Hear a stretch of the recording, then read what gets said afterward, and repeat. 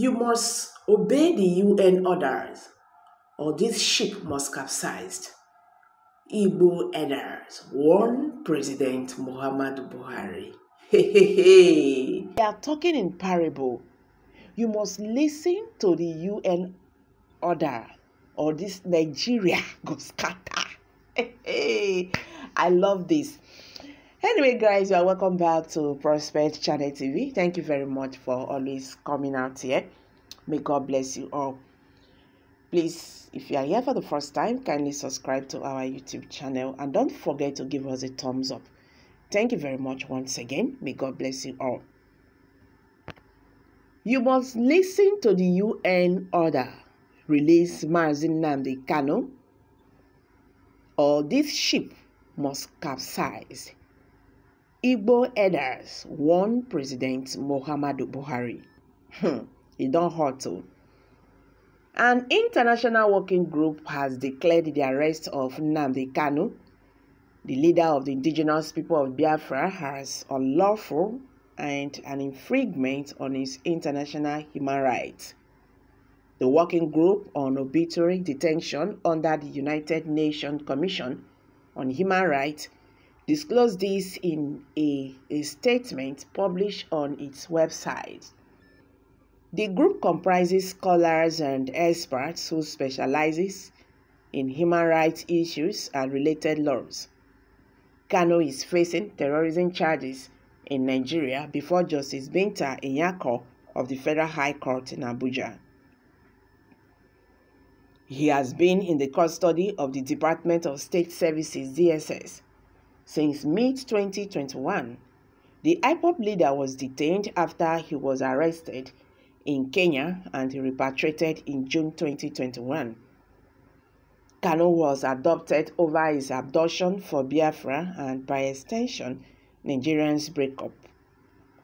The statement by the working group said, "The working group is mindful that Article 9(2) of the Covenant requires that anyone who is arrested is not informed of the reasons for the arrest, but also promptly informed of any charges against them, as explained by the Human Rights Committee in its General Comments number 35. The obligation stipulated in Article 9(2) has two elements. Information about the reasons for the arrest must be provided immediately upon arrest, and there must be prompt information about the charges provided thereafter. Failure to do so, violation Article 9 of the Universal Declaration of Human Rights, Article 9 of the Covenant, and Principle 10 of the Body of Principles, and renders the person's arrest devoid of legal basis. Consequently, Mr. Kanu's arrest without an arrest warrant and with no explanation as to the reasons for his arrest violated his rights under Article 9 of the Universal Declaration of Human Rights, Article 9 of the Covenant, and Principle 2, 4, 10, and 36, 2 of the Body of Principles, it said. Bruce Fenn, the American lawyer of the IPOB leader, had petitioned the group over alleged gross violation of his client's rights. The UN group, in a report, also described Kanu's repatriation from Kenya in June 2021 as illegal, unlawful, or constitutional extradition. It read, on 30th December 2021, the working group transmitted the allegations from the source to the government of Nigeria and Kenya under its regular communications procedure.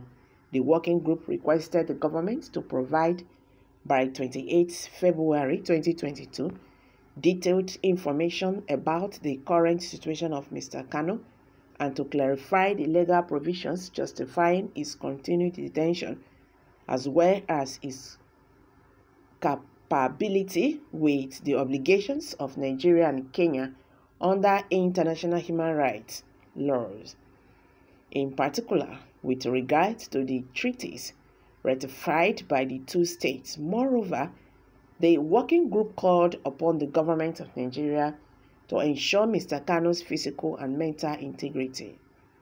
On the 25th January 2022, the government of Nigeria submitted a reply in which it stated that, given that the case is an ongoing in international courts, any reaction by the federal government of Nigeria will be unconscionable. 29. The working group regrets that it received no reply from the government of Kenya and that it also did not seek an extension in accordance with paragraph 16 of working group's method of work. The working group has maintained from its early years that the practice of arresting persons without a warrant renders their detention arbitrary. This lacks any valid legal base under any circumstances.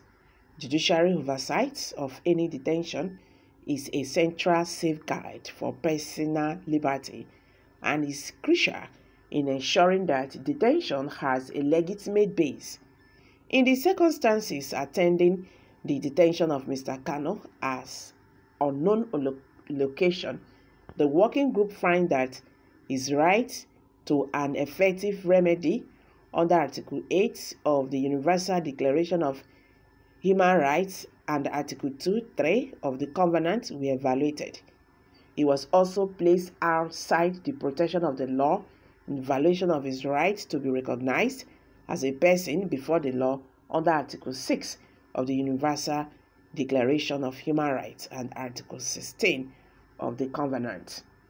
The working group also considered that Mr. Kanu's time in detention following his arrest constitutes pre-trial detention, which violated the prescriptions of Article 9(3) of the Covenant insofar as Mr. Kanu was not presented before a judicial authority within 48 hours.